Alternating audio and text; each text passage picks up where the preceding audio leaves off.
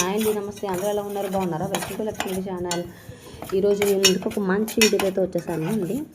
ఏం లేదండి, రవ్వ కేసరి సింపుల్గా చేసుకునే పద్ధతి అనేది మీకు షేర్ చేద్దామని చెప్పేసి ఈ వీడియో అనేది షేర్ చేస్తున్నాను. ఏం లేదు, ఒక 3 ఇంగ్రీడియంట్స్ ఉంటే చాలండి.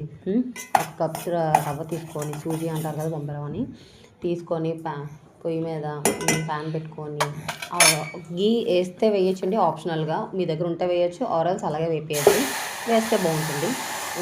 ఒక కప్పు సూజీ రవ్వకి 1 స్పూన్ గీ వేసి అలా గోల్డ్ కలర్ వచ్చేంత వరకు వేస్తే మంచిగా మనకి ఈ రవ్వ అనేది స్మూత్గా అవుతుందండి. అండ్ 1 కప్పు రవ్వకి నేను 2 కప్స్ వాటర్ వేసాను.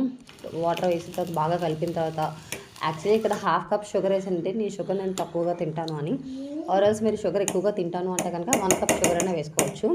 అంతేనండి, అయిపోయింది. బాయిల్ చేసిన తర్వాత ఇలా ఇదిగో ఈ విధంగా వచ్చింది. రవ్వ కేసరి తినాలి అని అనిపించే ప్రతిసారి ఈ వీడియో ఫాలో అయిపోండి. ఇంకా ఇందులోని మనకి కిస్మిస్, జీడిపప్పు అన్నీ వేస్తే ఇంకా బాగుంటుంది.